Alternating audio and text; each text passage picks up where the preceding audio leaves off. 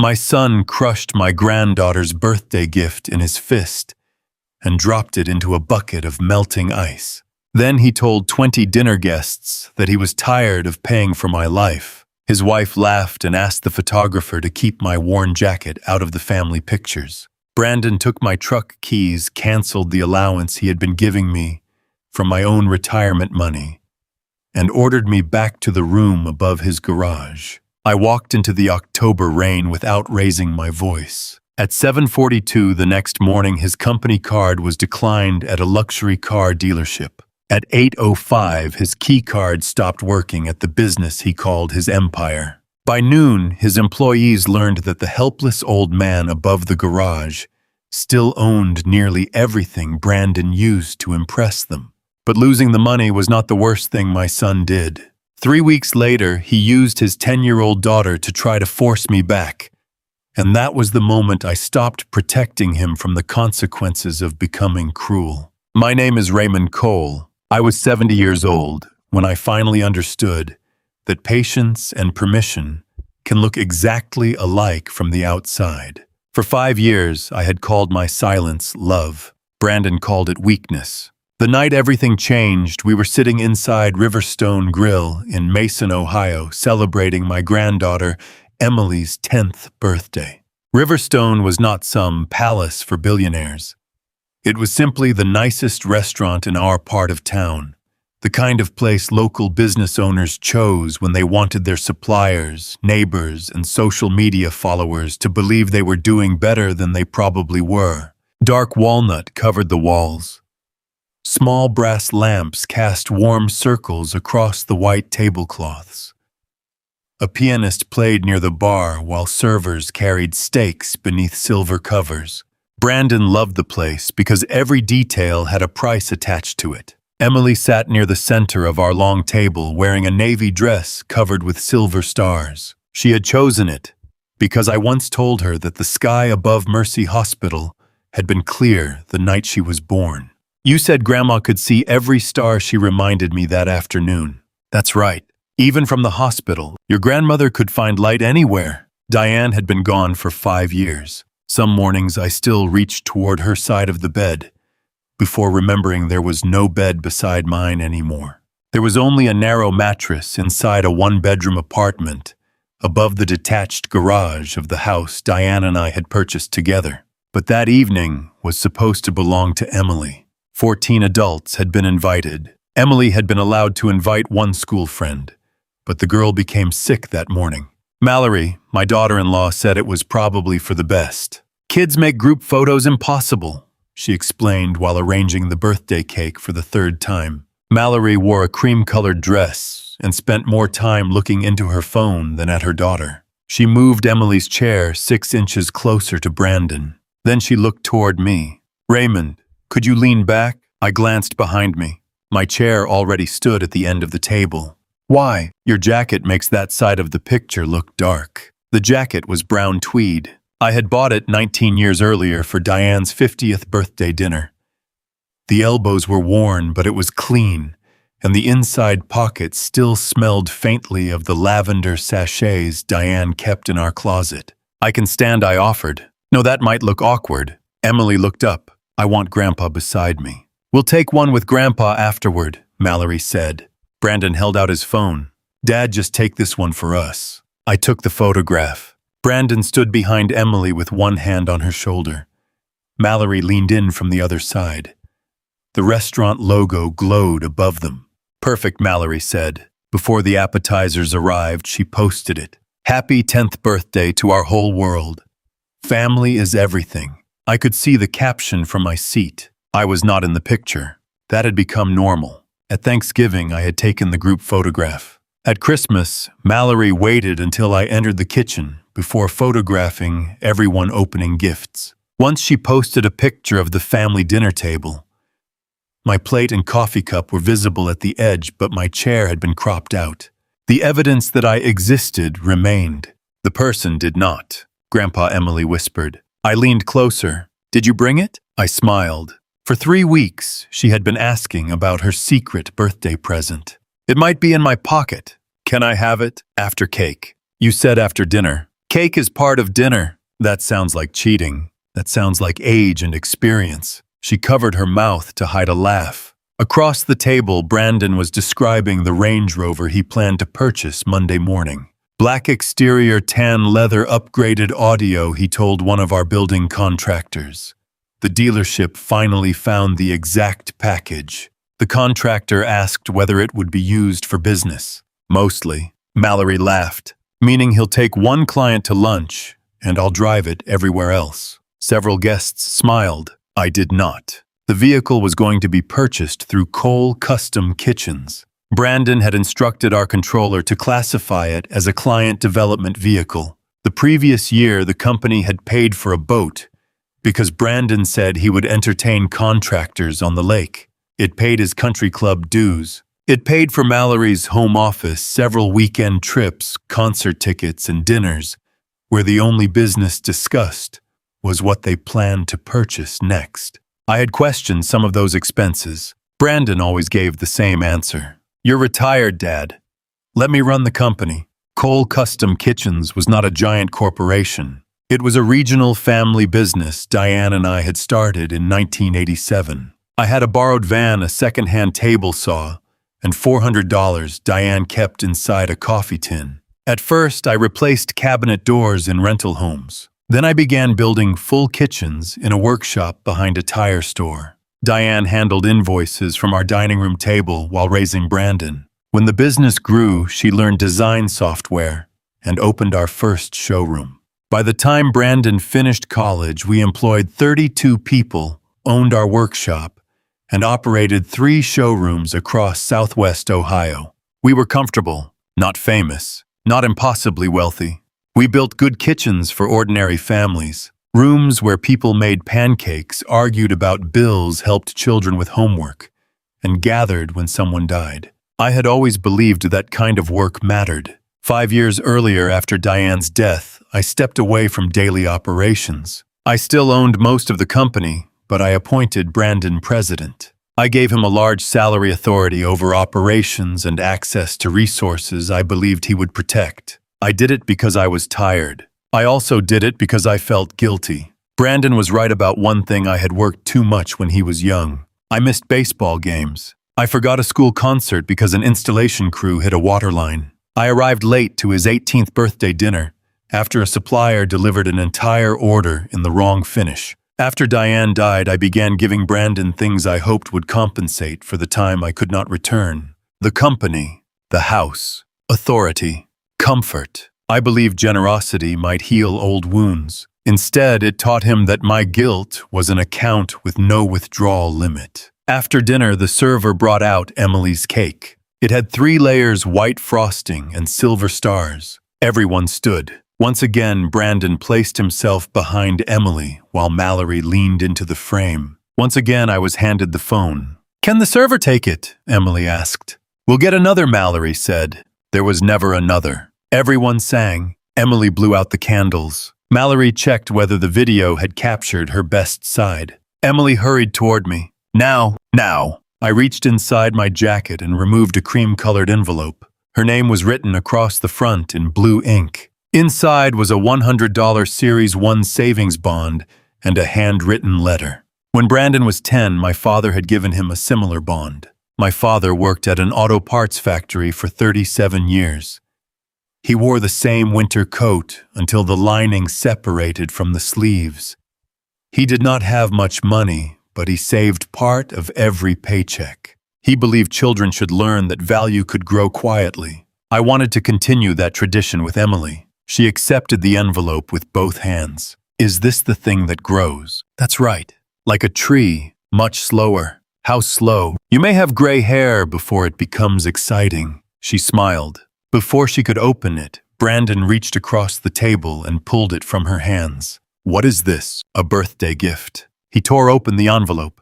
The rip cut through the edge of my letter. He unfolded the bond. $100. Several people stopped talking. Emily's smile disappeared. "It's a savings bond," I said. "The letter explains." $100, Brandon repeated louder. "Dad," Emily whispered. He held the bond up.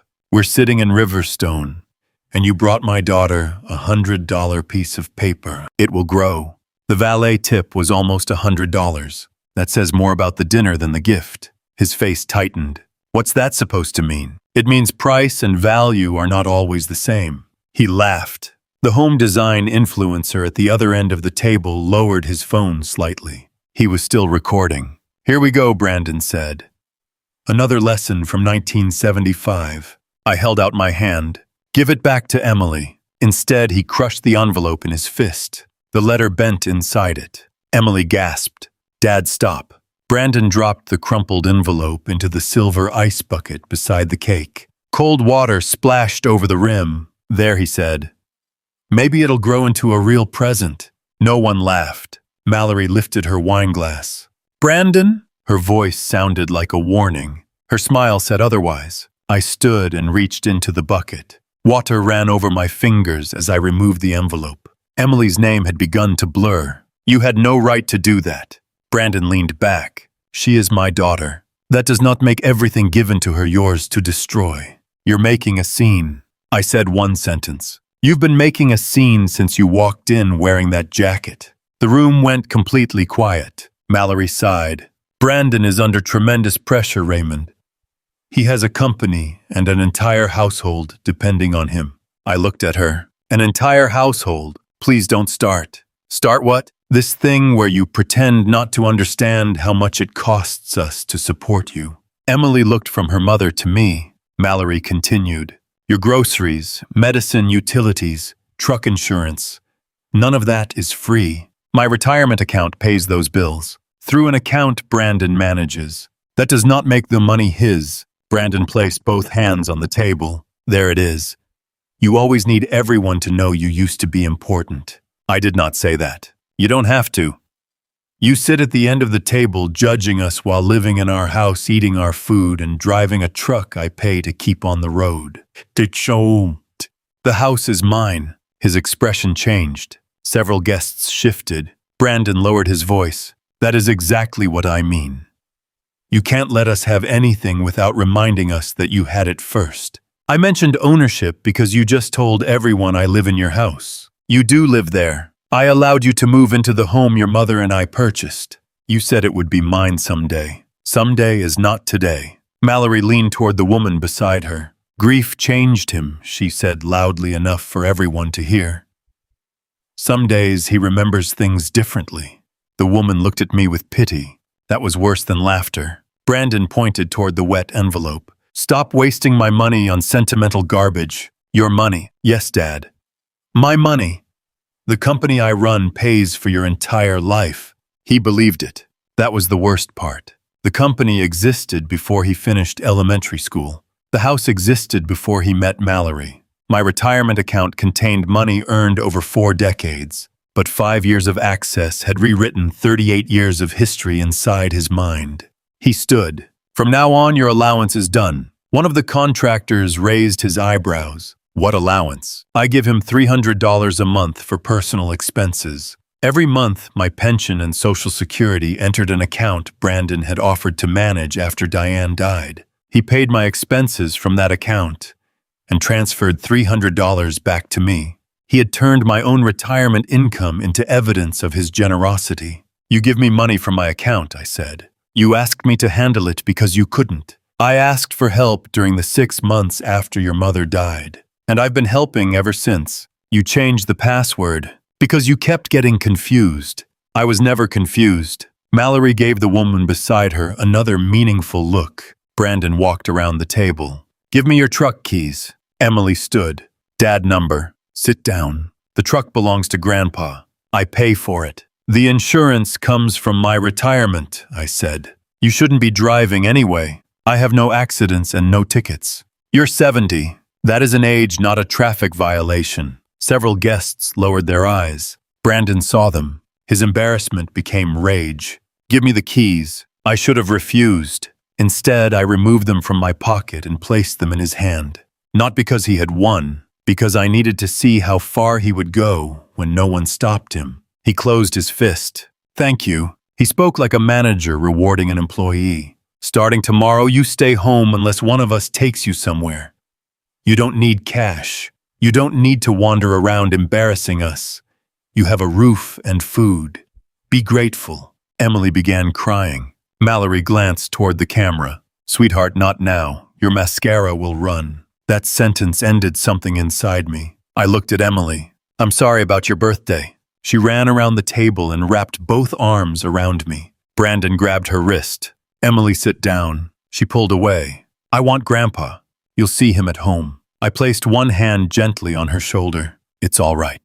It was not, but I would not let her birthday become the night she watched her father and grandfather shove each other beside a cake. I folded the wet envelope and placed it inside my jacket. Then I walked toward the exit. Behind me, Brandon called, "Don't expect the driver.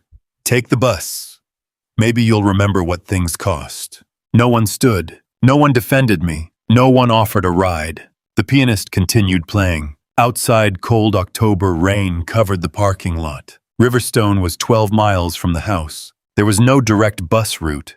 Through the restaurant window, I saw Brandon return to his chair. Mallory began cutting cake. The influencer leaned toward Brandon and said something that made him smile. My absence lasted less than a minute before the party continued. I started walking. For the first half mile, I was angry. By the second, my knees hurt. By the third, water had soaked through my shoes. Cars passed their headlights washing across me before disappearing. I walked past a subdivision where Cole Custom Kitchens had installed cabinets in 26 homes. I passed a church whose community kitchen my employees and I rebuilt after a frozen pipe burst. I passed the hardware store where Diane and I purchased our first table saw. People in those places remembered my name. My own family had removed it from photographs. At a gas station near Interstate 71, I stopped beneath the bright canopy. The cashier was a young man with a silver ring through his nose and Marcus printed across his name tag. He watched me enter. "Sir, are you okay? I've had better birthdays." "Is it your birthday?" "No.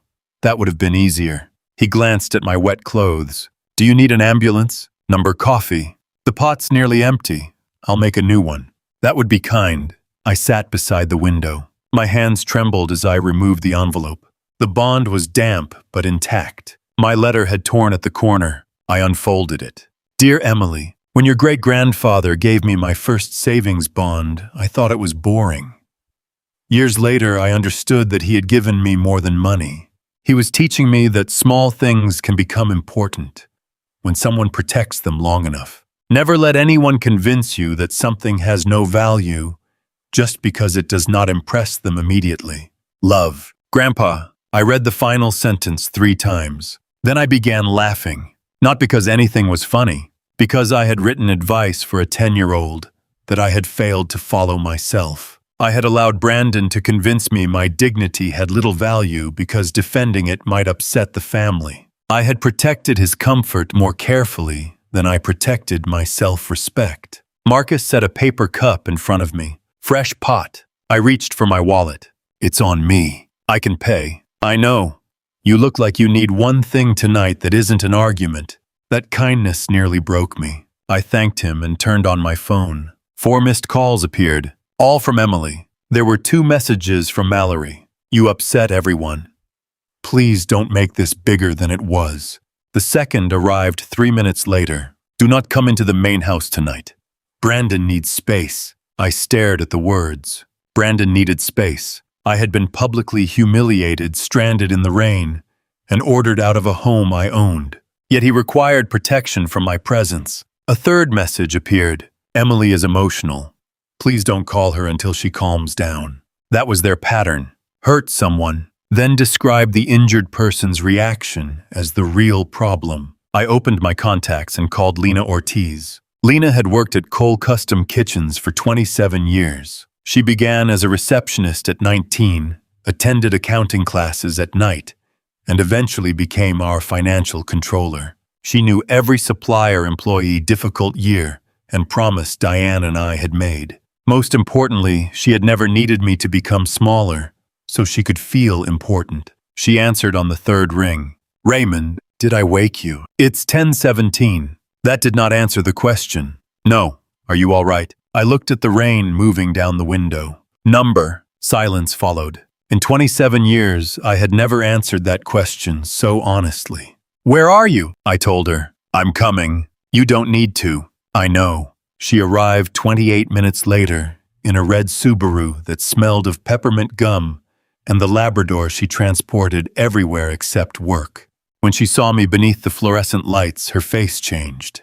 "What happened?" I told her. "The bond, the restaurant, the allowance, the keys, the order not to enter the house." She sat completely still. "He made you walk?" "Yes, 12 miles. I only completed 3. That is not the comforting correction you think it is." "I know." She took a slow breath. "What do you want to do?" No one had asked me that in years. They asked what Brandon wanted, what Mallory needed, what would make Emily happy, what would keep the company calm, what Diane would have done. No one asked what I wanted, and I had become so practiced at ignoring the answer that it took several seconds to find it.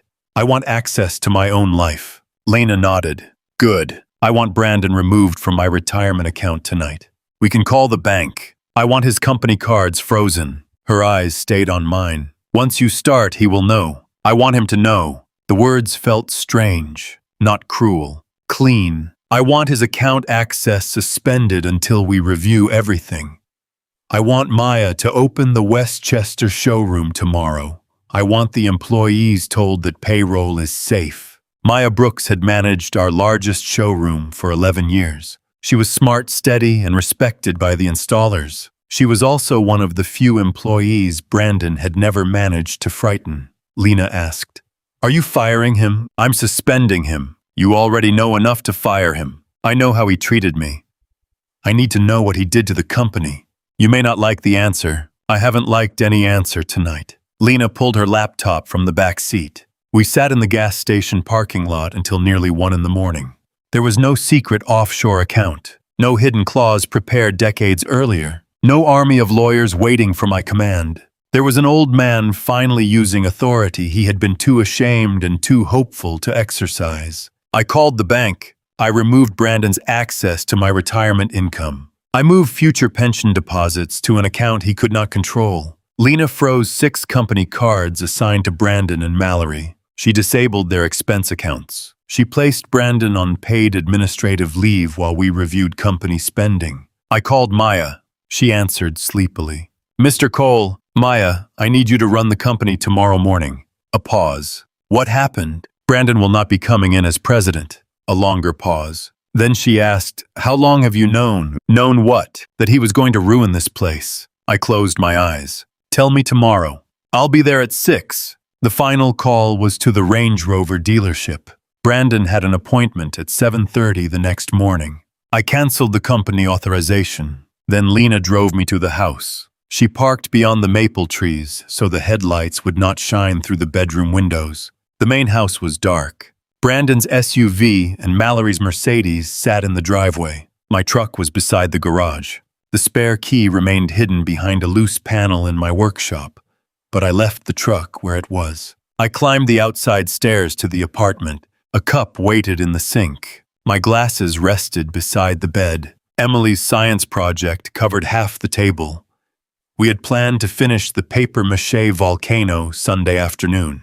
On the wall hung a photograph of Diane standing inside our first showroom. She was 29, pregnant with Brandon, and holding a paint roller like a sword. I removed the frame. Then I packed clothes, medicine, books, my father's watch, Diane's recipe box, family photographs Mallory had removed from the house because the frames did not match her decor. I left the furniture and nearly everything else. Before closing my suitcase, I looked at the narrow bed where I had slept for 5 years. Mallory told visitors the apartment gave me independence. The truth was simpler. They wanted me close enough to provide labor and far enough away not to disturb the image of their life. I cleaned the room.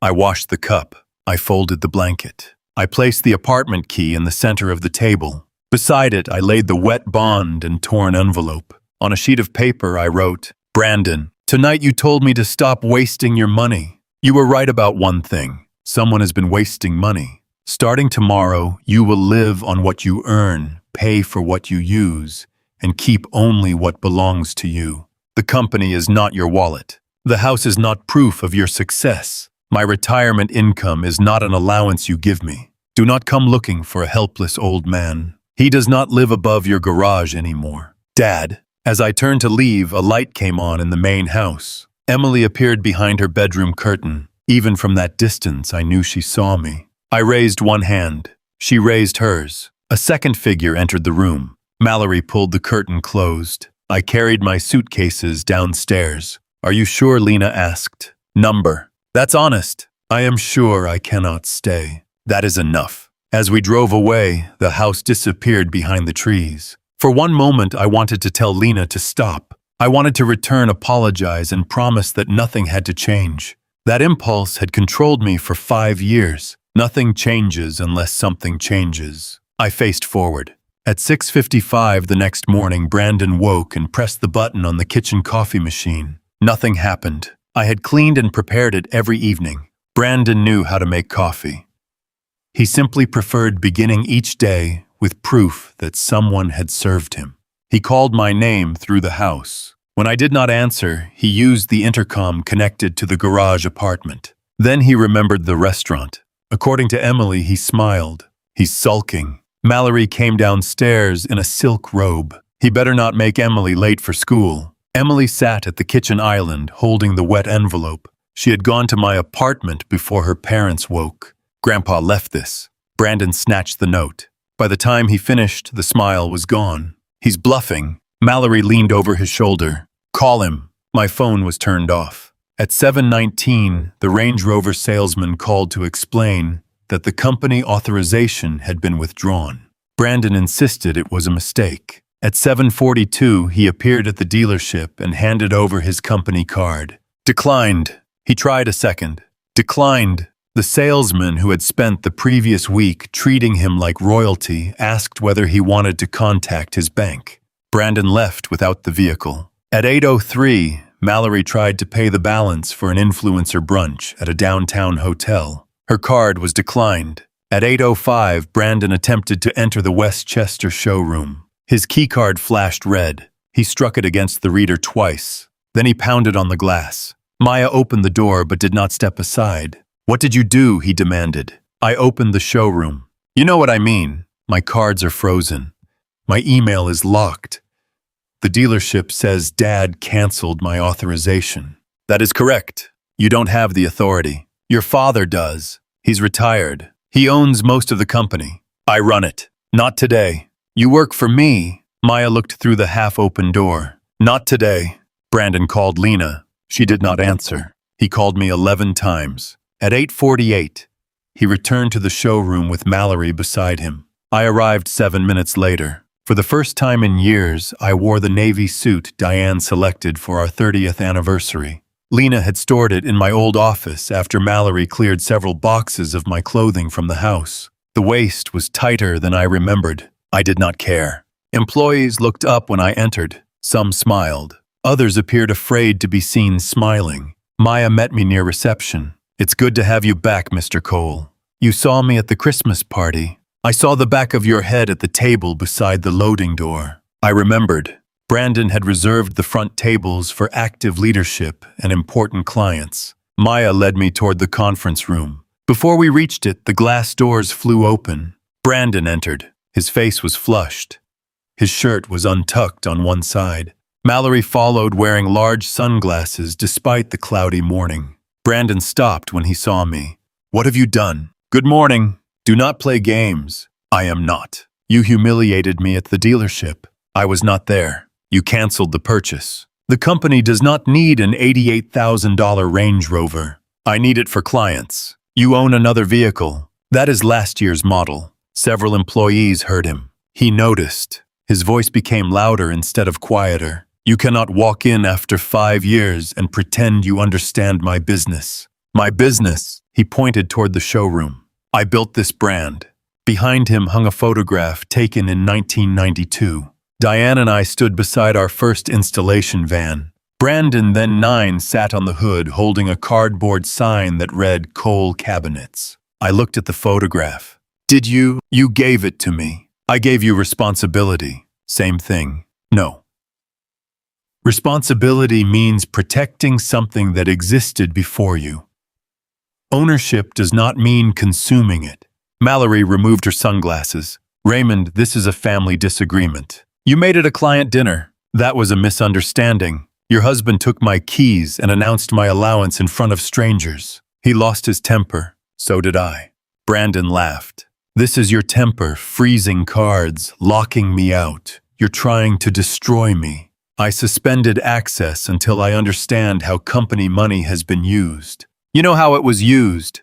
To grow the company. Lena appeared in the accounting office doorway holding a folder. Then the review should be easy. Brandon stared at her. You answer to me. No, Lena replied. I answer to the company. I am the company. A designer near the sample wall looked down. Brandon saw him. Something funny, Trevor. Number. Then get back to work. I stepped between them. You will not speak to him that way. You don't know these people. I hired half of them, and then disappeared. The sentence hurt. He intended it to. Several employees looked toward him with anger. I said, you are correct. Brandon blinked. I disappeared because I was grieving. I trusted my son more than I verified his decisions. I allowed guilt to make me passive. That was my failure. He had prepared to fight denial. He did not know what to do with an admission. I turned toward the staff. I owe all of you an apology. The company will remain open. Current jobs will continue. Payroll is safe. Maya Brooks will serve as acting president while we review operations and spending. Brandon grabbed my arm. You do not get to replace me with her. I looked down at his hand.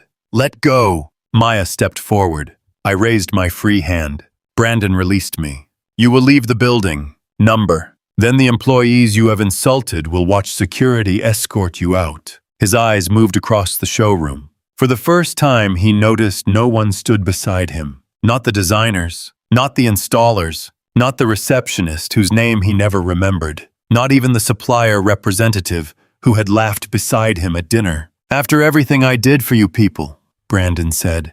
Trevor spoke near the sample wall. You cut my commission while my wife had chemotherapy. That was policy. No, Lena said.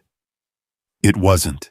Jasmine, one of our designers, raised her voice. You made me work during my mother's funeral week because Mallory wanted the showroom changed for a video. Mallory crossed her arms. That video reached 40,000 people. Jasmine stared at her. My mother died. No one answered. Ken Wallace, our workshop supervisor, entered through the side door. You canceled our winter bonuses, he said. Then charged the company for fuel and repairs on your boat. The boat was used for client events. Once, it was still business. Ken looked toward me. He was going to close the shop. Every employee became still. Brandon turned. Ken, what is he talking about? I asked. Maya answered. Brandon has been negotiating to outsource production. The cabinet shop would close after Christmas. How many jobs? 21. A young installer near the door whispered, My father works there. Brandon pointed toward Maya. You had no right to tell him before the deal was final. My name is still on the building, I said. I have every right. The shop is outdated. Labor is expensive. We can order cabinets cheaper from Tennessee. Ken stepped closer. I trained you during your first summer here, and now you cost too much. The sentence landed across the room. Not only on Ken, on every employee old enough to wonder whether years of loyalty had made them valuable or disposable. Brandon realized too late what he had revealed. This is business, he said. Sentiment cannot control every decision. Neither can your appetite. His face darkened. You are enjoying this. Number. You are standing in front of my staff, making me look like a criminal. You are doing that without my help. Mallory moved beside him. We should leave. No, Brandon said. He wants us to leave. He wants everything. I want an honest review. You want revenge because I called your gift cheap. The bond was not the reason. Then what was? The bond showed me what you had become. He stared at me. You saw something small and assumed it was worthless. You saw an old jacket and assumed the man wearing it had no power. You saw employees with ordinary salaries and assumed their lives mattered less than your comfort. I stopped. I could feel the room waiting for another polished sentence. For years, I had turned pain into speeches because speeches felt safer than anger. That morning, I said the simpler truth. You became cruel, Brandon. His face changed. Not because the words were elegant, because they were not. You'll regret this, he said. I already regret waiting so long. He left without waiting for security. Mallory followed. The doors closed. No one cheered. That silence mattered more. For the rest of the day, I met with Lena, Maya, Ken, and the department managers. The pattern was simple. Brandon had treated the company like an extension of his personal life. Vacations became design conferences. Country club dinners became client development. Mallory's clothing became marketing expenses. The home theater became a presentation room. Landscaping at the house became an outdoor showroom concept. He had also increased his own salary twice. To cover part of it, he reduced employee profit sharing. The most painful discovery was not financial. It was a proposal. Brandon intended to close the workshop after Christmas, lay off 21 people, and purchase finished cabinets from an out-of-state manufacturer. Then he planned to change the company name. Be Cole Living, designed for the life you deserve. The proposal included glossy renderings of remodeled showrooms. There was no photograph of Diane, no original green logo, no workshop, no employees over 50. My name survived only as an initial. He planned to announce it during the 40th anniversary event, Maya said. The celebration was scheduled for December. Former employees, customers, relatives, suppliers, and community leaders had already been invited. What was he going to say? That he was carrying the company into its next generation. I looked at the proposal. He wasn't carrying it forward. No, Lena said. He was cutting off everything behind him. At 4 that afternoon, my phone rang from an unfamiliar number. Grandpa, I stood immediately. Emily, where are you? At school. Mrs. Carter let me use her phone. Are you safe? I think so. Her voice trembled. What happened? Dad came home yelling. Mom said you stole everything. They said you're sick. I am not sick. I know. How? Because you remember where I hide my math homework. Despite everything, I smiled. She began crying. Are you coming home? Not tonight. Did I do something? Number. Was it because of my present? It was because your father forgot how to treat people. That is not your fault. He says you hate us. I will never hate you. What about Dad? I looked through the office window toward the workshop. I love him. I don't trust him right now. That answer was easier for a child to understand than a speech. Mallory had always hidden cruelty inside complicated explanations. I would not do the same. Emily was quiet. Then she whispered, Mom threw your food away. What? She emptied the refrigerator upstairs. She said if you came back, you could learn what it felt like when people stopped serving you. I gripped the phone. Is she listening? No. She's getting her nails done. Where is your father? Talking to Uncle Scott. He said everybody has to come Sunday. Come where? To our house. Dad says the family is going to make you give everything back. That sounded exactly like Brandon. He had lost authority at work. Now he was gathering relatives who preferred peace as long as someone else paid for it. Mrs. Carter needs her phone, Emily said. All right. Grandpa? Yes. I saved the bond. Keep it safe. It's inside Charlotte's Web. Mom never opens books. I laughed. Emily did too, although she was still crying. I love you, I said. I love you more. Impossible. Grandpa? Yes. Don't let them make you live above the garage again. The call ended. I remained standing. Maya had heard enough to understand. What will you do Sunday? Attend. Lena looked up. Do not go alone. I won't. Who are you bringing? The people Brandon erased. Sunday afternoon, 23 relatives gathered inside the Mason house. Brandon called it a family intervention. Mallory called it a circle of support. Before I arrived, she posted a black and white photograph of herself holding Brandon's hand. Please keep our family in your prayers. We are navigating a painful mental health crisis involving an elderly loved one. We ask for privacy, compassion, and protection for our daughter. She did not use my name. She did not need to. Comments appeared immediately. Aging parents can become so difficult. Your husband is a saint. Protect your child. Financial confusion is often the first sign of dementia. Mallory liked every comment. Lena drove me to the house. Maya followed. Ken came with his wife. Jasmine and Trevor arrived together. I brought no attorney, no police, no stack of contracts. I carried one canvas folder, the damaged birthday letter, and the photograph of Diane from our first showroom. Brandon opened the door. His eyes moved behind me. This is family only. Maya has worked beside me longer than Mallory has known you. That does not make her family. No, I said. Loyalty does. Mallory appeared wearing a soft gray sweater and almost no makeup. Her eyes had been carefully reddened around the edges. We're trying to keep this calm, Raymond. Then witnesses should not be a problem. We entered. Coffee and cinnamon candles scented the room. Family photographs covered the walls. In most recent pictures, I was absent. One photograph showed the Thanksgiving table. My coffee cup was visible at the edge, but I'd been cropped out.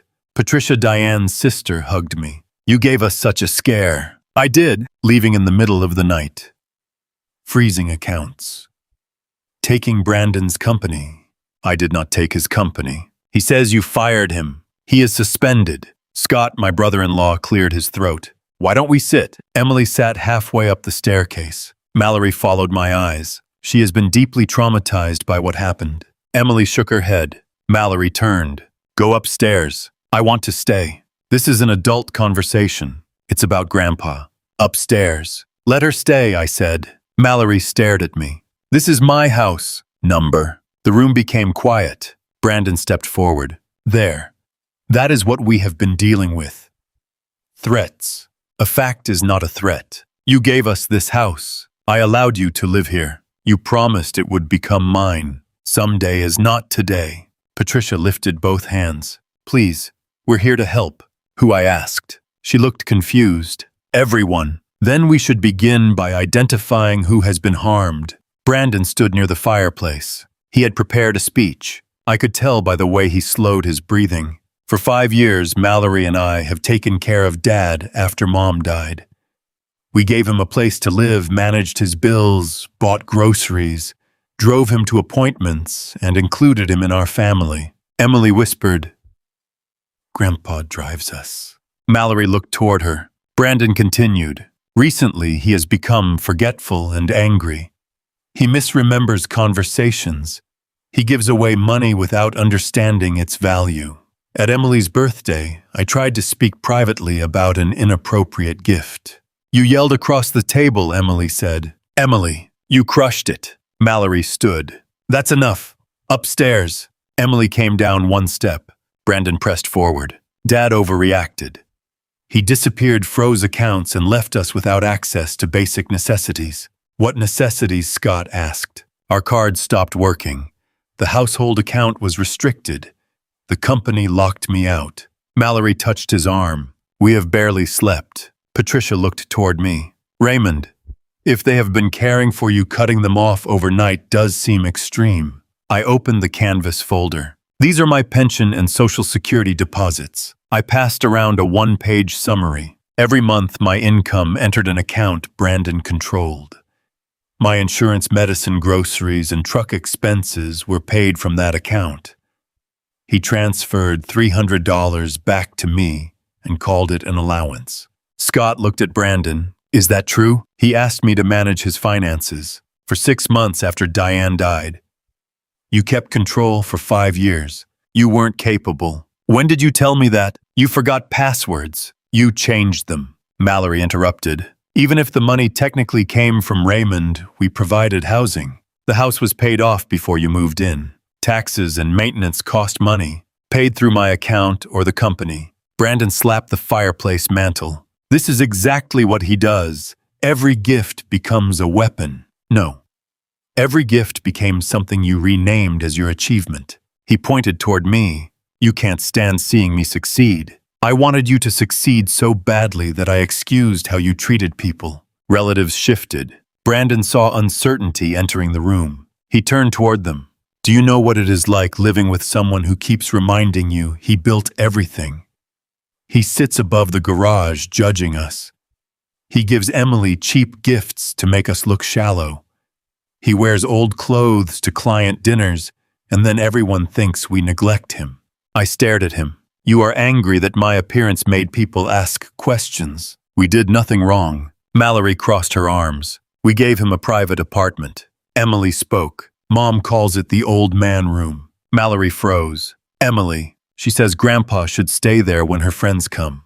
That isn't what I said. You said his clothes smell like sawdust. I was joking. You said when he dies, you'll make it a yoga room. Patricia covered her mouth. Mallory's voice sharpened. Children misunderstand adult humor. Emily came down another step. Dad calls Grandpa the free babysitter. Brandon's face changed. That was a joke, too. You said he was cheaper than daycare. Emily, go upstairs. Number. His voice rose. Now. She flinched. I stood. Do not speak to her that way. She is my daughter. That does not mean she has to be afraid of you. The simple sentence silenced him. Brandon looked around. He had called these people to pressure me. Instead, his daughter was showing them the family behind the photographs. Mallory recovered first. Raymond has filled her head with adult problems. I spoke to him once, Emily said. From school. You did what? Emily stepped behind my chair. I called because you were yelling. Mallory moved toward her. I placed myself between them. You will not punish her for asking for help. She disobeyed us. She was scared. Brandon laughed bitterly. There it is. You want to replace us. Number. You lost Mom, so now you're taking my daughter. I am not taking anyone. You took my company. You nearly closed the workshop. The employees behind me became visible to the relatives. Scott frowned. What workshop? Maya spoke. Brandon planned to outsource production after Christmas. 21 people would lose their jobs. Brandon turned. This is not a business meeting. You said the company was yours, I replied. Your decisions there matter. Ken stepped forward. My son and brother work in that shop. Brandon's expression hardened. The shop is inefficient. You told us the company was thriving, Patricia said. It would thrive more without sentimental expenses. Sentimental expenses, Ken repeated. Overpaid workers. Old equipment. A building that costs too much. Ken stared at him. I trained you when you were 16. That doesn't make your job permanent. No, I said. But it should have made him human to you. Mallory rose. Businesses change. Raymond is too emotional to make hard decisions. You put your father-in-law above a garage and called yourself generous. It was good enough for him. The sentence escaped before she could stop it. Everyone heard. Mallory glanced around. He said he liked the privacy. No, I said. I did not want to cause trouble. That's the same thing. It isn't. Patricia stood. I understand now. Brandon moved toward her. Aunt Pat, don't let him turn this into theater. She looked at him. I watched Raymond sleep beside your mother's hospital bed and leave before dawn to make payroll. I watched him mortgage his first shop so you could finish school without loans. Do not tell me he contributed nothing. Scott set the financial summary down. You told us you bought this house. I said we lived here. You said Raymond couldn't afford the taxes. He was confused. I think we were the confused ones. Relatives began gathering coats. Brandon's face reddened. This family always takes his side. No, Patricia said. We took your side because he never told us what you were doing. She turned toward me. Why didn't you? The honest answer was difficult. Because I was ashamed. No one moved. I built a company. I survived recessions, supplier failures, and your sister's cancer. But I was ashamed to admit my own son could make me feel powerless in a house I purchased. Patricia took my hand. You should have told us. I am telling you now. Brandon laughed. Congratulations. You got your sympathy. I do not want sympathy. What do you want? Respect. You don't get respect by taking everything. I took control because you had no respect. I continued before he could speak. You and Mallory have 30 days to decide whether to rent this house at a fair rate or move somewhere you can afford. Mallory's mouth opened. 30 days. That is more notice than you gave me when you told me not to enter the main house. What about Emily's school? I will pay her tuition directly through the end of the year. Brandon shook his head. You want us to beg? I want you to pay for your own life. You want us on the street. You have salaries, personal savings, vehicles, and belongings. You are not poor. You are no longer being subsidized at the level you prefer. He looked toward the relatives leaving. You're enjoying humiliating me. No. I am ending the arrangement that allowed you to humiliate everyone else. His eyes moved toward the photograph of Diane. Then his face twisted. Mom would be ashamed of you. The room stopped. He knew those words would hurt more than anything about money. For one moment I saw the boy he had been, the child who climbed into our bed during thunderstorms, the teenager who cried when Diane began chemotherapy, the young man who once told me he wanted to become someone I respected. Then the image disappeared beneath the adult standing before me. Your mother would be heartbroken, I said. That is not the same as being ashamed of me. You think you were a perfect husband. Number. You worked constantly. Yes. You missed my games.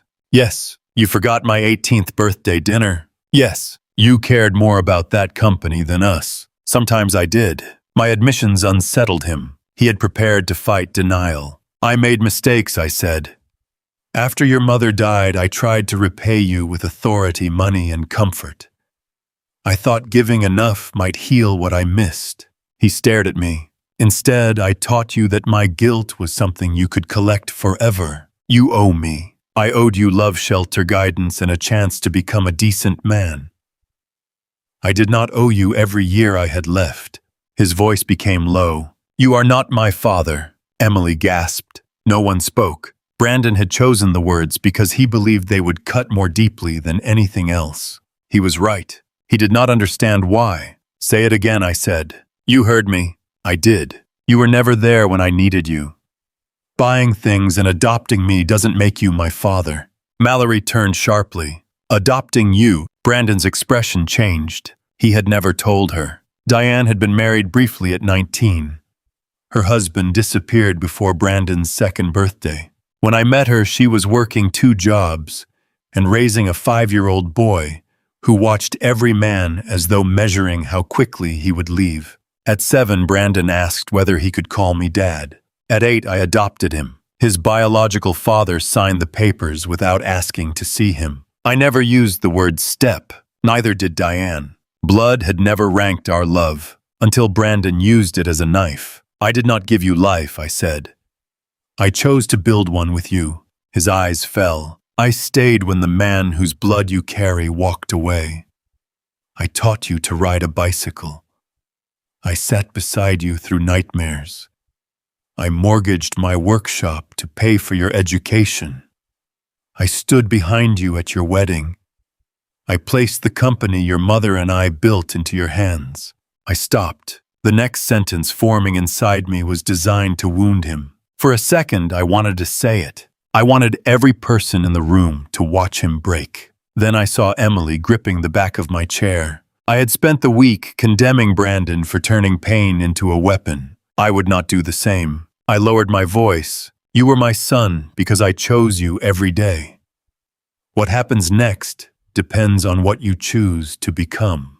Brandon looked toward the floor. Mallory stared at him. You never told me. It didn't matter. It mattered enough for you to use it against him. I was angry. I said, that is not an excuse. Emily came beside me and took my hand. Brandon saw her. Pain replaced rage for one brief second. Then Mallory asked, what does this mean for the company? Every face turned toward her. Not what does this mean for Brandon? Not how could his biological father leave him? The company, the house, the future she believed she married. It changes nothing legally, I said. Brandon is my son.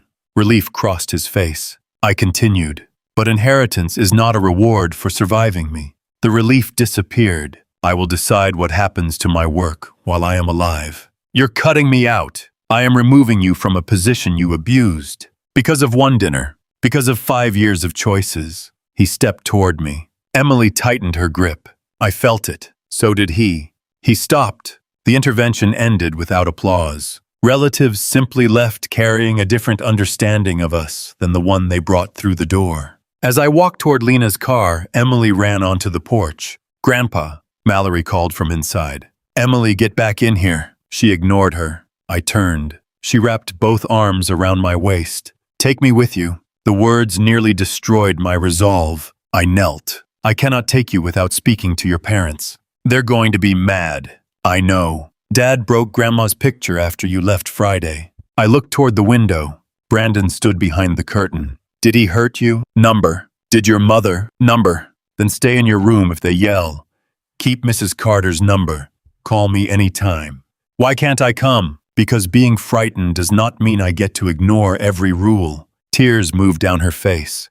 Will you come back? Yes. Promise. I promise. I held her. Then I stood and walked away. It was one of the hardest things I had ever done. That evening, Mallory posted another message. Some people use money to separate children from their parents.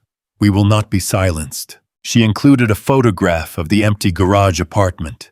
The caption claimed they had lovingly renovated the space so I could remain near family. She photographed the room after removing the narrow bed-stained rug and old refrigerator. By the time the picture appeared online, the walls had been painted, and a new armchair stood beside the window. Comments praised their kindness. I stared at a room I barely recognized. Mallory did not merely lie. She redesigned the evidence. The next morning, I recorded one video. I stood inside our original workshop wearing jeans and a work shirt. No music, no dramatic lighting. Behind me, Ken and his crew were assembling maple cabinets for a family whose kitchen had been damaged by fire. My name is Raymond Cole. 38 years ago, my wife and I founded Cole Custom Kitchens. I looked into the camera. Recently, questions have been raised about my health and my role in the company.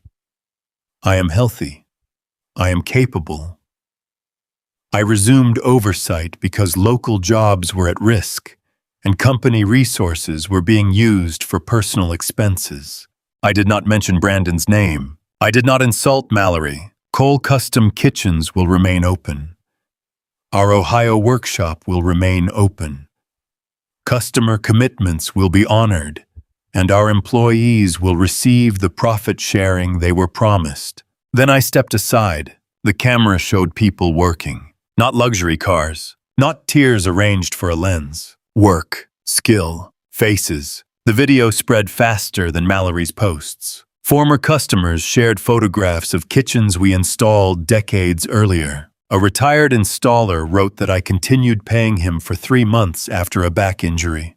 A widow posted a picture of cabinets Diane designed shortly before her death. Employees shared stories. Jasmine wrote one sentence. Raymond never asked me to miss my mother's funeral. Mallory deleted her post that evening. Screenshots remained.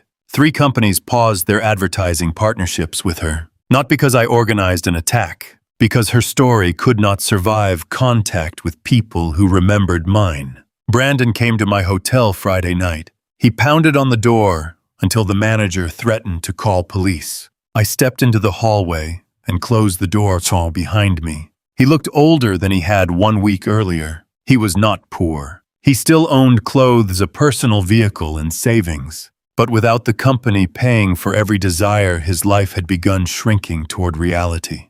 You made your point, he said. What point do you think that was? That you can destroy me. I have not destroyed you. My position is gone. You are receiving salary during the review. My reputation is gone. I did not tell you to lie about my health. Mallory posted that. You stood beside her. She was protecting us. From what? He rubbed his face. What do you want, Dad? An apology without the word but. I'm sorry, but. I raised my hand. He stopped. For several seconds, neither of us spoke. I'm sorry you were embarrassed at dinner. That is not an apology. I'm trying. No, you are negotiating. His face hardened. Emily needs stability. I agree. The house, school, her activities, everything is falling apart. The house remains available if you pay fair rent. Her tuition is paid. You know I cannot afford that house without the company. Then move. Do you hear yourself? Yes. You are telling your son and granddaughter to leave their home. I am telling 2 healthy adults to create a home they can afford. He lowered his voice. Mallory says she will leave me. Because of the money. She says because I let you control us. What do you think? I think you have always hated her. I distrusted her after she began treating kindness as weakness. You never accepted her. I paid for your wedding. I provided the house. I allowed her to use employees and showrooms for her business. Acceptance was not the problem. He looked down the hallway. I need the company back. There it was. Not I need my father. Not I need help repairing my marriage. The company. You are not ready. What am I supposed to do? Live. What? Pay your own bills. Find work. Take care of your daughter without an employee doing it. Learn what your life actually costs. You want me to suffer. I want you to stop sending every consequence to someone else. He laughed without humor. You want me working for Maya. I have not offered you a position. His eyes rose. You're serious? Yes. What about everything I built? You increased revenue and damaged the people who produced it. Both things can be true. He stared at me. Mom would give me another chance. I felt old guilt move inside me. That was why he used her name. Your mother gave you hundreds of chances. So did I. A chance to change does not require me to return everything you abused.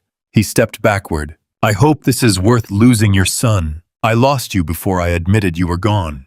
The elevator closed between us. Saturday morning, Mallory left the house. She packed 6 suitcases and drove to her sister's condominium in Cincinnati. She said she needed space to heal. She did not take Emily. By afternoon, she had posted a photograph from a rooftop restaurant, choosing peace even when it hurts. Emily called me from the landline.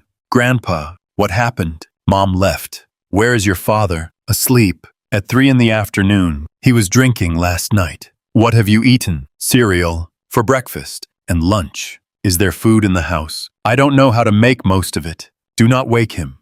Pack clothes for 3 days.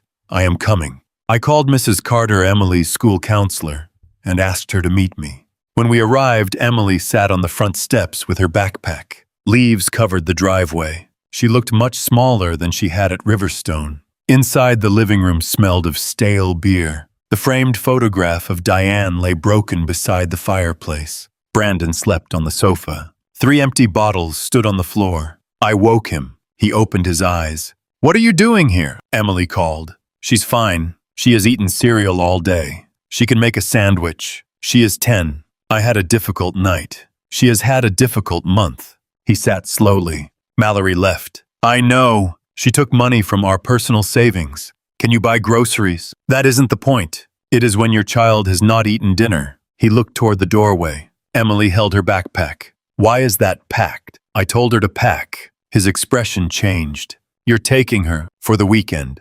Number, you are hungover, angry, and alone. She needs calm. She is my daughter. Then act like her father. He stood too quickly and grabbed the sofa. You have been waiting for this. For what? To replace me. No one can replace a parent. But she is scared here. She is safe. A bottle rolled beneath his foot. He looked down. Shame appeared for 1 second. Then anger covered it. Get out! I will.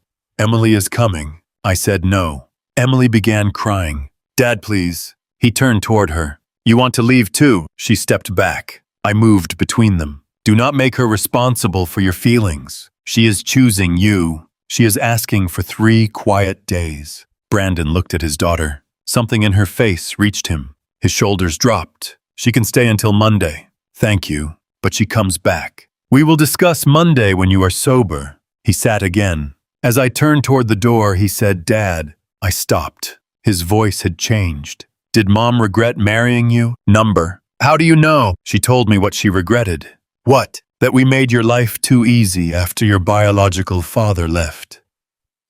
She was afraid every disappointment would feel like abandonment. He looked at the broken photograph. Did she think I was bad? No. She worried you might become someone who confused love with rescue. His eyes filled. For one terrible moment, I nearly sat beside him. I nearly promised to restore the company and house if he would stop crying. Then I saw Emily waiting at the door with her backpack. Compassion did not require surrender. I hope you decide she was wrong, I said. We left. Emily and I spent the weekend at a cabin near Cedar Creek Lake. Diane and I had purchased it 23 years earlier. It had 2 bedrooms, a stone fireplace, and a porch overlooking the water. Brandon rarely visited because the internet was unreliable and the bathroom needed remodeling. Emily loved it. She helped sweep leaves from the porch. We made grilled cheese sandwiches. She found a box of Diane's puzzles and chose one showing a red barn and snow. That night, she asked to sleep on the sofa near my room. Of course. Can we leave the hall light on? Yes. Dad says electricity costs money. Tonight we can afford one light. She smiled faintly. After I tucked a blanket around her, she asked, "Do you think Dad is bad?" I think he has made bad choices for a long time. That isn't what I asked. Children recognize avoidance faster than adults. I sat on the edge of the sofa. I think he has allowed money and anger to become more important than people. Can he change? Yes. Will he? I don't know. She stared at the ceiling. Mom says you're trying to steal me. I'm not. Do you want me to live with you? I want you somewhere you feel safe. That sounds like here. My throat tightened. It does. The next morning, we walked beside the lake. Emily collected stones until both coat pockets were full. At the end of the path, she removed the savings bond. I thought you hid that somewhere safe. My backpack is safe. Fair enough. She examined the wrinkles. Dad said it was only worth $100. That is close to its value today. Then why did he get so angry? Because it reminded him not everything important is expensive. Mom likes expensive things. Yes. Do you? Some. Like what? Good tools, comfortable boots, real maple syrup. She laughed. Grandma liked cheap things. Your grandmother liked useful things. She kept the same mixing bowl for 30 years because she said it knew all her recipes. Bowls don't know recipes. Do not insult your grandmother's bowl. She smiled. Then she held up the bond. Can we frame it? The bond and the letter. Even with the watermarks. Especially with the watermarks. Why? Because we should remember what happened. That was enough. I did not give her a speech. She took my hand. On Monday, Brandon agreed that Emily could stay with me during the school week. He called it temporary. I did not argue about the word. I rented a modest townhouse close to her school. I could have returned to the Mason house and forced Brandon out immediately. I did not want to build Emily's safety inside another daily battle. The townhouse had 3 bedrooms, a fenced yard, and an ordinary kitchen with cabinet doors that did not quite align. Emily chose the room facing a maple tree. We bought blue curtains, a desk, and a lamp shaped like the moon. The first night she asked whether the room was really hers. For as long as you need it. Can Mom take it? Number. Can Dad? Number. Can you? I looked at her. I could change things because I pay for the house.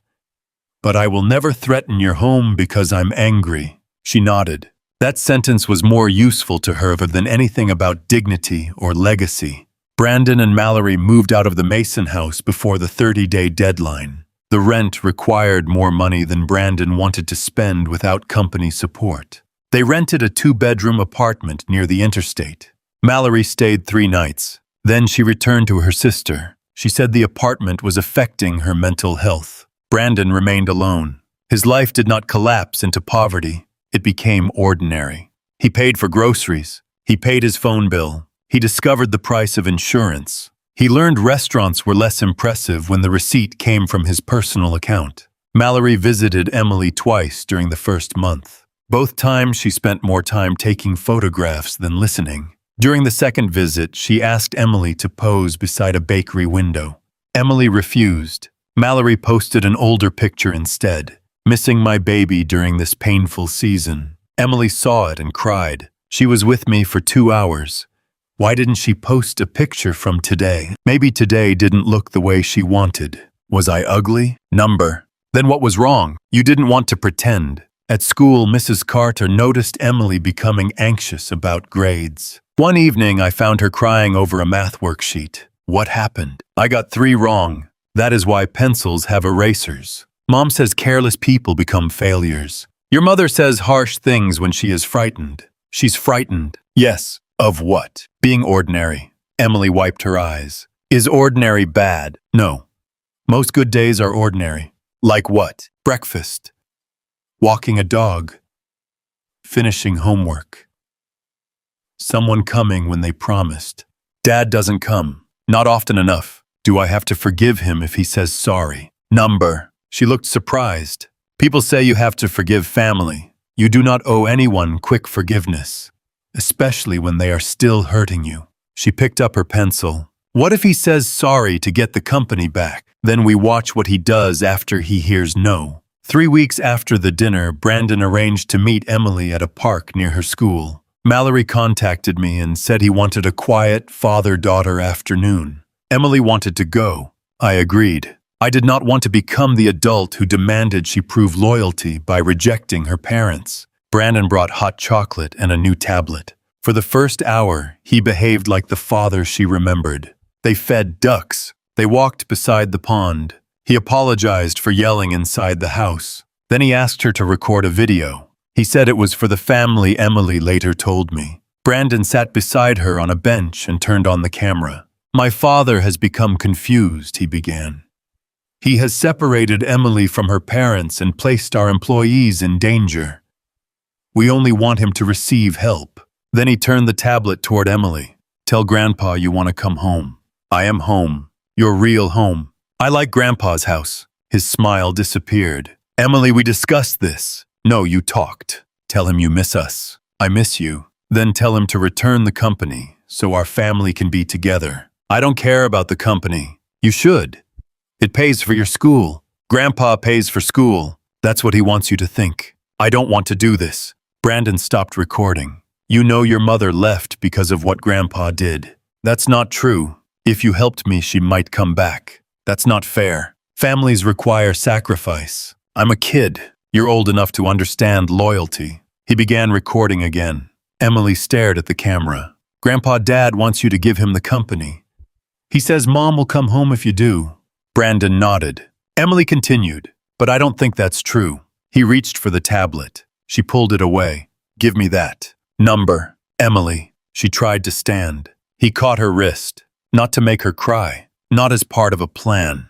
He grabbed too hard because he was losing control. That hurts. Give me the tablet. Let go. The video continued recording. The camera showed his fingers around her wrist and the fear on her face. He saw the screen. He released her. For 1 second, shock crossed his face. He had become the man he kept insisting he was not. Emily ran toward the restroom building. Inside, she uploaded the recording to the cloud account Mrs. Carter had helped her create for schoolwork. Then she sent the link to Mrs. Carter and me. Her message said, Dad wants me to trick you. Please come, but don't yell. I arrived 12 minutes later with Mrs. Carter. Brandon saw us crossing the park. He stood. What is she doing here? Emily moved behind the bench. I remained several feet away. You used your daughter to pressure me. I asked her to tell you how she feels. I watched the recording. His eyes moved toward Emily. You sent it. She nodded. I trusted you. You wanted me to lie. His face tightened. This is adult business. Then stop using a child. Mrs. Carter stepped beside Emily. Mr. Cole, there are marks on her wrist. Brandon looked around. I grabbed her. I didn't mean to hurt her. Emily pulled down her sleeve. You didn't stop when I said it hurt. He looked at her. For once, no explanation came immediately. I stepped closer. She isn't betraying you, Brandon. She's afraid of you. The words reached him. He looked toward Mrs. Carter's car. Emily began walking. Brandon reached out, then stopped himself. I want to go, she said. He lowered his hand. Mrs. Carter led her away. Brandon picked up the tablet. For 1 second, I thought he would throw it. His arm lifted. Then he looked toward the car. He lowered it again. That's hers, I said. He stared at the cracked corner where it had struck the bench during the struggle. I know. It was the first time he had recognized that buying something did not mean he could destroy it. What happens now, he asked. Visits will happen with another adult present until Emily feels safe. You can't decide that. Then discuss it with a counselor.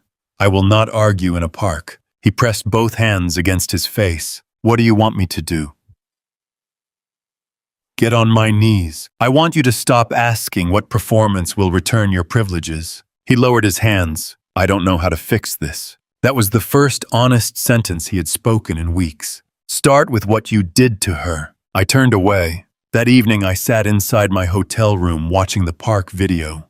I was angry enough to shake. For 10 minutes I prepared to upload it. Mallory had called me unstable. Brandon had accused me of stealing his child. The video would destroy their story in one night. My finger hovered over the button. Then Emily knocked softly on the door, connecting our rooms. Grandpa! I closed the laptop. She entered wearing pajamas. Mrs. Carter said the video might become evidence. It might. Will everyone see it? I looked at her.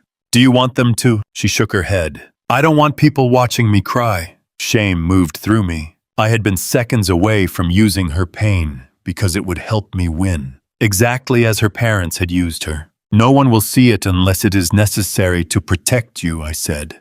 Promise. I promise. She hugged me. After she returned to bed, I deleted the post I had prepared. That was the night I understood something about revenge. The fact that you can expose someone does not always mean you should. Dignity also belongs to the innocent people inside the evidence. The review of Cole Custom Kitchens ended in early December. Brandon had misused a large amount of company money, but I refused to turn our family into a courtroom show. He agreed to repay part of it by selling his boat, 2 watches, and an investment account. Maya became permanent president. Employee profit sharing returned. The workshop remained open. The 40th anniversary celebration was still scheduled for the second Saturday of December. Originally, Brandon planned to use it to announce B. Cole Living and the workshop closure. We turned it into a community open house. Former employees were invited. Customers brought photographs of kitchens we had installed across 4 decades.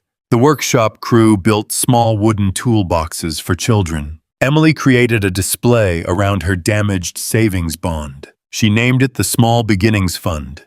The idea was simple. Each year, Cole Custom Kitchens would help several young people purchase tools or pay for trade school classes. The fund began with $100. The gift Brandon called garbage became the symbol of something he could no longer control. On the morning of the anniversary, I arrived before sunrise. The workshop smelled of coffee sawdust and fresh paint. Employees hung photographs along one wall. The first showed Diane and me beside our borrowed van. The final photograph showed the current crew standing in front of the restored green Cole Custom Kitchens sign. No one had been cropped out. At 10, guests began arriving. Families filled the showroom. Children painted birdhouses. Retired employees greeted people they had not seen in years. A local reporter came to cover the apprenticeship announcement. I wore a simple dark suit. Emily wore the same navy dress with silver stars she had worn at Riverstone. Why that one, I asked. I wanted the birthday to have a better ending. At 11:30, Brandon arrived alone. He had lost weight. His coat was ordinary. He wore no watch. Several conversations quieted. Maya approached him. This is a company event. I received an invitation. She looked toward me. I nodded. Let him stay. Brandon crossed the workshop. His eyes stopped at the framed bond. Below it, Emily had written, "Small things grow when people protect them." He stared. You built a whole program around that gift. Emily did. Where is she? Painting with the children. Can I see her, if she agrees? He nodded. That small gesture mattered. 1 month earlier, he would have said she was his daughter, and therefore needed no choice. Emily saw him. She became still. I did not call her over. After several seconds, she placed her paintbrush down and approached. Hi, Dad. Hi. He reached inside his coat and removed a small envelope. I brought you something. She did not take it immediately. What? A savings bond. I looked at him. He seemed embarrassed. It's $50. I'm trying to save money. Emily accepted it. Does it grow? Very slowly. Grandpa says slow things can matter. I think he might be right. She studied him. Are you going to ask me to make another video? Number. Are you mad at Grandpa? Yes. Her expression changed. But that doesn't mean I get to scare you, he added. She held the envelope against her chest. Are you sorry? Yes. For what? Dozens of employees stood close enough to hear. Brandon could have asked for privacy. Instead, he answered, for using you to get what I wanted. For grabbing your wrist. For making you feel responsible for Mom leaving. For insulting Grandpa. For throwing your present in the ice. Emily waited.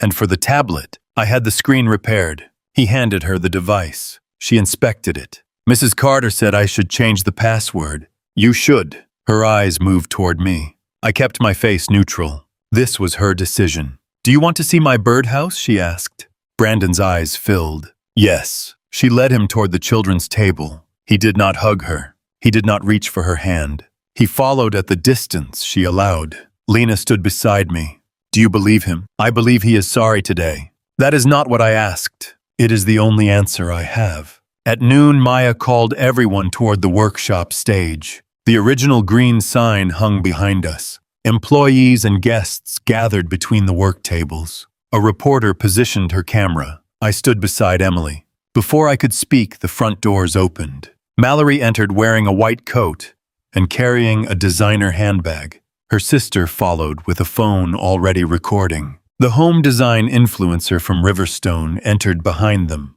Mallory had brought an audience. She walked toward the stage. Raymond, what are you doing here? I am here for my family and my husband's company. Brandon came from the children's table. It is not my company. Mallory stared at him. What did you say? It never was. The influencer's phone remained raised. Mallory lowered her voice. We discussed this. No, you sent messages telling me what to say. Her face tightened. You are emotional. That phrase worked well for you when you used it against Dad. She looked toward me. This celebration is built on theft. The crowd became quiet. You stole Brandon's career, his home, and his daughter. I did none of those things. You used money to punish him for one argument. Brandon said it wasn't one argument. She turned. Stay out of this. It is my life. You wouldn't have a life without me cleaning up your image for 10 years. The influencer moved his phone closer. Mallory continued before realizing what she was revealing. I made people believe you were successful. I arranged the events. I built the social media. I gave this family a reputation. You photographed it, Brandon said. Dad built it. Her eyes narrowed. This humble act will not make him return your position. I know. Then why are you doing it? He looked toward Emily. Because I hurt my daughter. Mallory rolled her eyes. She will get over it. Emily stepped closer to me. Brandon's face changed. No, he said. She may not. Mallory looked around. This is ridiculous. Everybody is acting as though you committed some terrible crime because you held your daughter's wrist. You told me to make her cry for a video. I told you to make her emotional. The reporter's camera remained pointed toward her. Mallory noticed. Her mouth closed. Emily looked at her mother. I don't want people watching the video. Mallory forced a smile. Of course not, sweetheart. I mean your videos too. What? I don't want to pose. I want you to talk to me. The words were simple. The effect was not. Mallory stared at her daughter as though the child had spoken in a language she did not recognize. Emily, come here. Number. I am your mother. And I'm talking to you. People nearby shifted uncomfortably. Mallory lowered her voice. You are embarrassing me. Emily looked toward the camera. That's what Grandpa felt. Mallory's face hardened. Raymond filled your head with this. He told me not to hate you. The sentence silenced her. He said I can love you and still say no. Mallory turned toward me. You had no right. No right to what? To interfere in my family. Your daughter asked you to speak to her without a camera. She is a child. Yes, you're turning her against me. No, Emily said. I just want you to listen. Mallory's sister slowly lowered her phone. The influencer did not. Mallory faced Brandon. Say something. He looked at Emily. Then at Mallory. I used her, he said. Mallory's expression changed. What? I tried to use my own daughter to get the company back. You were desperate. That doesn't make it right. You grabbed her wrist. She told me to stop. I didn't stop fast enough. The reporter continued recording. Brandon looked toward the gathered employees. I also lied about my father's health. I used company money for my life. I planned to close the workshop so I could make more money. A murmur moved through the room. Mallory grabbed his arm. Stop! He removed her hand. Number. You are destroying us. No. I destroyed us when I believed everything had to belong to me. She stared at him. You think one public confession will make him give everything back? Number. Then what is the point? Brandon looked toward Emily. The point is that I'm tired of making her carry my lies. Mallory laughed. You rehearsed that. Number. You expect me to move into your apartment while you look for some ordinary job. I don't expect you to move anywhere. I am your wife. You left. I needed space. You took most of our savings. I was protecting myself. You left Emily in a house where you knew I was drinking and falling apart. Mallory glanced toward the cameras. I knew Raymond would come. Silence spread through the workshop. Brandon stared at her. You left our daughter because you knew Dad would clean up the mess. She was safe. With the man you were telling everyone was unstable. I was frightened. Emily spoke. You were at a restaurant. That was one picture. You posted 4. The details sounded exactly like a 10-year-old remembering every time she checked her mother's page. Mallory looked toward the reporter. This is private. You brought cameras, Brandon said. Mallory turned on him. I gave up 10 years for the life you promised me. What life? This one. She gestured toward the showroom, the house, the company, the name. Do not stand there pretending you never promised me all of it. No one needed her to say she married him for money. The truth had slipped out on its own. Brandon's face became still. You married what you thought I would inherit. I married your potential. You married Dad's work. I made you look like a man who deserved it. And now you have nothing. Brandon reached into his coat. He removed an old company key card and the silver watch I had given him when he became president. He walked toward the stage. The room remained silent. He placed both items in front of me. I should have returned these earlier. I picked up the key card. Then I picked up the watch. The title was borrowed, I said. I placed the watch back into his hand. The watch was a gift. Learn the difference. He looked at it. For the first time, he understood why destroying Emily's gift had mattered. Mallory stared at us. This is pathetic. She turned toward Emily. We are leaving. I'm staying. You are coming with me. Number. Mallory stepped forward. Brandon moved between them. She said no. Mallory raised her hand. For 1 second, I thought she would slap him. She saw the cameras. She lowered it. Then she looked toward the crowd. You all think he is noble. He abandoned his son. He used money to control all of us. I stepped toward the microphone. I did use money badly. The crowd became quiet. Mallory seemed surprised. I used it to avoid conflict. I paid for comfort when I should have required responsibility. I allowed guilt to become an excuse for silence. I looked toward Brandon. That harmed him too. Brandon lowered his eyes. But admitting my failure does not make his choices acceptable. I turned toward Mallory. And it does not make your daughter a prop. Mallory's lips tightened. She walked out. Her sister followed. The influencer remained for several seconds, stopped recording, and left without speaking. No one cheered. The silence was enough. Maya joined me on stage. I handed her the microphone. Cole Custom Kitchens will remain locally owned, she announced. Our workshop will stay open. Employee profit sharing has been restored. Beginning in January, we will launch a paid apprenticeship program with the local trade school. Applause filled the workshop. I looked toward the office Brandon had planned to redesign for B. Cole Living. The former executive office will become the Diane Cole training room. The applause grew louder. The place Brandon intended to use to erase our history would teach the next generation how to build. That was the only revenge I needed. When the room quieted, I pointed toward the framed bond. That piece of paper was worth $100 when I gave it to Emily. It was thrown into ice because someone believed a small price meant no value. Emily took my hand. The paper did not change. I looked at my son. We did. I announced the Small Beginnings Fund. 6 young people entering skilled trades would receive tools and training support during the first year. Employees applauded. Customers applauded. Brandon stood near the back. He did not clap immediately. Then he brought his hands together. Not because he had won, because the moment no longer belonged to him. After the celebration, he approached me beside the framed bond. Dad, yes, I want to ask something. What? If I keep changing, will I ever work here again? Not soon. The honesty struck him. How long? I don't know. Months. Probably not. Years. Maybe. He looked toward the workshop. What should I do? Find work somewhere my name cannot protect you. His face tightened. You don't want me here? Not yet. I apologized. You began apologizing. He glanced toward Emily. Will she ever trust me? That is not mine to decide. He nodded slowly. I have a job interview Monday. For what? Project coordinator at a flooring company. Good. The salary is less than half of what I made here. That is still a good salary. I know. He looked at the watch in his hand. I used to think ordinary meant failure. What do you think now? I think I have never actually tried it. That was not redemption, but it was an honest beginning. Emily joined us carrying a small painted birdhouse. The roof was blue and one side leaned slightly. For your apartment, she said. He accepted it carefully. It's not perfect, she warned. Neither am I. She considered him. That's true. He laughed. After a moment, she smiled too. I did not mistake the smile for forgiveness. It was simply the first thing she had given him freely in weeks.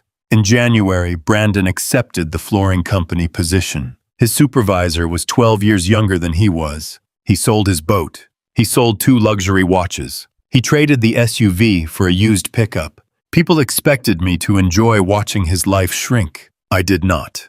There is no pure pleasure in seeing consequences reach a person you once carried to bed. But I felt relief. For the first time, Brandon's life responded to his decisions instead of my guilt. He attended counseling because supervised visits with Emily required it. Later, he continued after the requirement ended. He wrote me a 6-page letter. The first paragraph said he was sorry.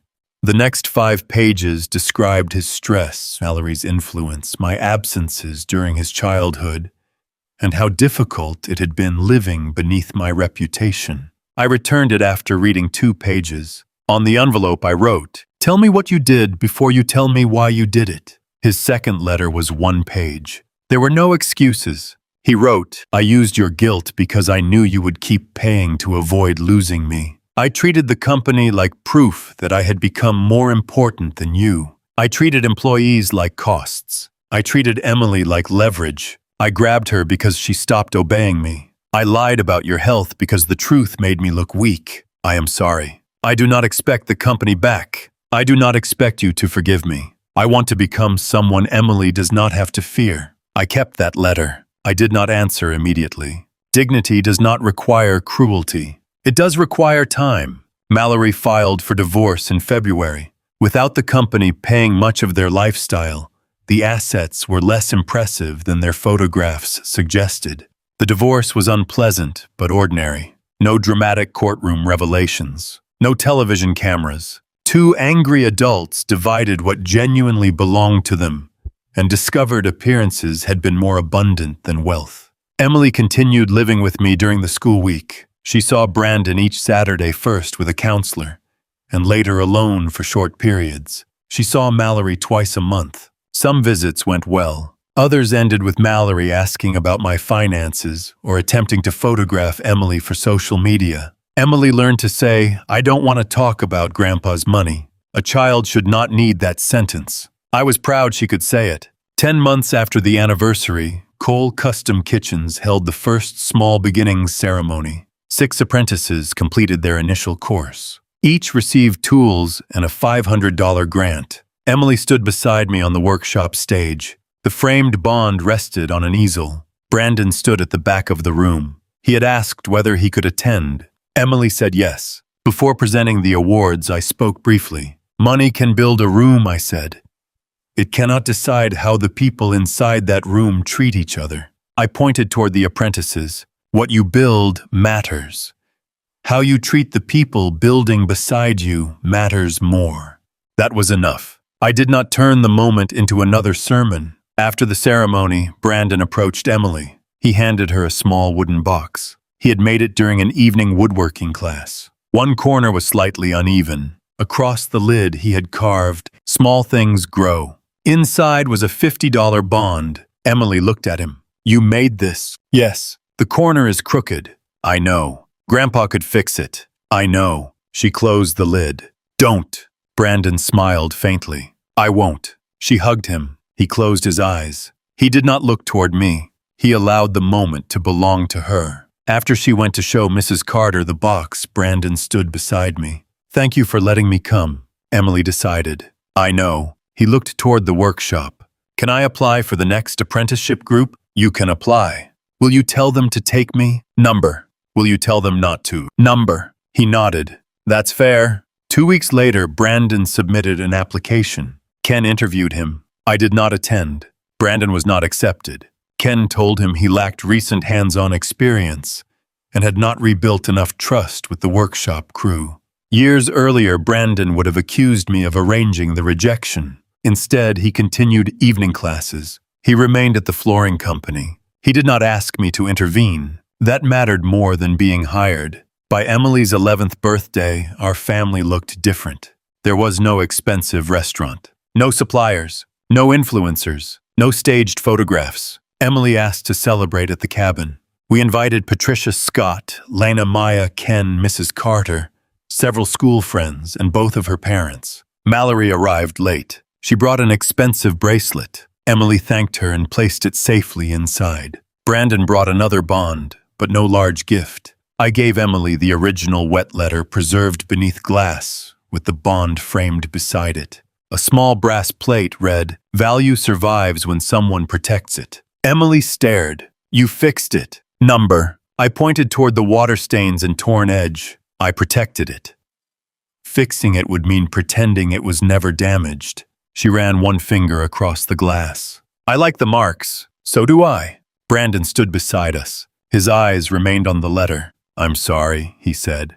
Not loudly. "Not for an audience." "I know." He looked at me. "Do you forgive me?" Everyone expects a simple answer at the end of a family story. Yes. Number. A door opening. A door closing. Real forgiveness is rarely that clean. "I'm trying," I said. He nodded.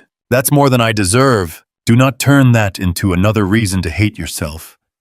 Just keep doing better." "I will. We'll see." "That's fair." Mallory stood several feet away watching us. Her relationship with Emily had improved slightly after counseling, though she still struggled to exist without arranging moments around appearances. She approached carefully. "Could we take a picture?" Emily looked at her. "A real one." "What do you mean?" "One where nobody has to move because their clothes look wrong." Mallory's face fell. Then she placed her phone on the picnic table. "A real one." Mrs. Carter took the photograph. Emily stood in the center. Brandon stood on one side. Mallory stood on the other. I stood where Emily asked me to stand. No one was cropped out. No one repeated the moment. No one checked the picture before cake was served. That photograph hangs in my townhouse today. It does not show a perfect family. It shows people who finally stopped pretending they were one. A year has passed since the night at Riverstone. Maya still runs Cole Custom Kitchens. The company is smaller than Brandon once wanted it to become, but healthier than it has been in years. The workshop remains open. Profit sharing has returned. The apprenticeship program has doubled. I work 2 days a week, sometimes 1. I spend more afternoons with Emily than with reports. Brandon still works for the flooring company. He has not returned to Cole Custom Kitchens. He may someday. He may not. Change does not require a reward from the people you harmed. He pays his own bills. He drives the same used pickup. He has not asked for the presidency again. We have dinner once or twice a month. Some dinners are comfortable. Others are awkward. Healing is rarely dramatic enough for social media. It happens when someone arrives, when they said they would. When they hear no without shouting. When they apologize without demanding comfort. When they perform small acts of respect, even though no one is watching. Mallory has built a quieter life. She works for a home staging company and posts less about her family. She and Emily are rebuilding their relationship slowly. I do not trust her completely. Neither does Emily. Trust is not inherited. It has to be earned repeatedly. The brick house in Mason still belongs to me, but I no longer think of it as home. A family with 3 children rents it now. The father teaches middle school science. The mother works at a veterinary clinic. They placed a swing beneath the maple tree. Home is the townhouse kitchen where Emily does homework while I make soup. Home is the cabin porch where damaged letters remain visible inside frames. Home is the workshop where no one's name guarantees authority. The most valuable thing I recovered was not the company. It was the right to stop apologizing for needing respect. For years, I believed a good father should keep giving until nothing remained. I understand now that unlimited giving can become another form of neglect. When we protect adults from every consequence, we do not save them. We delay the moment when they must meet the person they have become. Brandon did not begin changing when I explained my pain. I had explained it before. He began changing when my actions finally matched my words. The company was not his wallet. My home was not his trophy. My love was not permission. Blood did not make Brandon my son. I chose him. His worst choices did not erase every good memory before them. But the good memories did not excuse what he became. I could love the boy I raised while refusing to obey the man who humiliated me. I could hope he changed without paying him to pretend. I could protect Emily without teaching her to hate her parents. Last month, Emily and I visited the bank to purchase her next savings bond. She is 11 now. She placed $20 of her own money on the counter. She had earned it walking a neighbor's dog. I want to add this. You don't have to. I know. Then why? She smiled. Small things grow. On the drive home, we passed Riverstone Grill. The windows glowed against the winter evening. For a moment, I remembered the melting ice, the laughter, and Brandon holding my truck keys, as though he owned the road beneath my feet. Emily looked through the window. Do you ever want to eat there again? Because of what happened. Partly. What's the other reason? The steaks were overpriced. She laughed. Then she reached across the console and took my hand. I once believed building a successful company would be my legacy. I was wrong. A business may carry your name and still forget your values. A house may belong to you and still stop feeling like home. A family may share photographs while erasing the person who took them. Legacy is not what people receive after you die. It is what they learn from watching what you refuse to tolerate while you are still alive. Emily learned that a gift does not need to be expensive to matter. Brandon learned that responsibility cannot be inherited through a title. Mallory learned that an audience is not the same as a family. And I learned that self-respect does not make a parent selfish. Sometimes it is the final lesson a parent has left to give. So let me ask you, if your family publicly called you a burden, while living on everything you had built, would you keep sacrificing to preserve the peace? Or would you finally take back your dignity even if the truth cost everyone the life they had been pretending to deserve?